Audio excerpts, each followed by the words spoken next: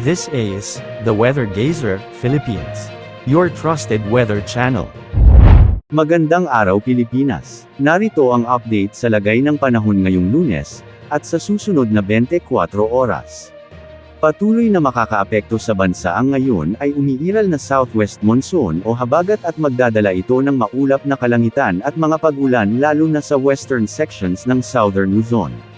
Posible naman ang mga malalakas na ulan ngayon dahil sa localized thunderstorms sa natitira pang bahagi ng ating kapuluan. Ngayon nga ay apektado ng southwest monsoon ang Palawan kaya asahan ang maulap na kalangitan at mga isolated rains sa nasabing lalawigan. Posible ring makaranas ng mga pag-ulan ngayon ang Metro Manila, Cavite, Batangas, Bataan, Zambales, at Occidental Mindoro dahil pa rin sa epekto ng southwest monsoon.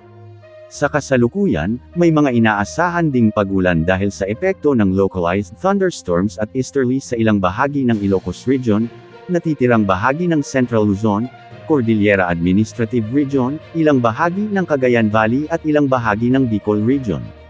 Posible rin ang pag-ulan sa hapon at gabi sa may Samar at Leyte provinces kabilang ang Cebu Province, Bohol, Romblon, at natitirang bahagi ng Visayas.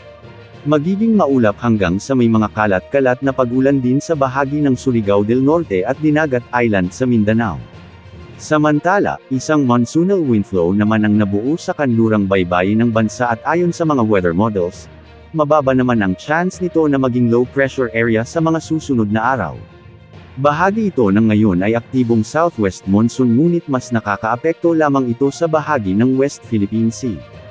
Hindi rin naman inaalis ang posibilidad na lumapit ito ng bahagya at makaapekto sa western sections ng Central at Northern Luzon. Para sa lagay ng panahon ngayong araw hanggang ngayong gabi, ay may mga inaasahang pag-ulan dulot ng mga localized thunderstorms sa bahagi ng Ilocos Region, Cordillera Region, Central Luzon, ilang bahagi ng Bicol Region, ilang bahagi ng Central Visayas, Eastern Visayas, Caraga at Bukidnon. Posible rin ang ulan sa may Davao Region at Sorsogon.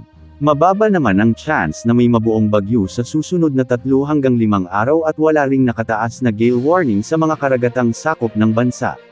Yan ang update sa lagay ng panahon mula sa inyong Weather Gazer ng Pilipinas. Mag-ingat po tayong lahat.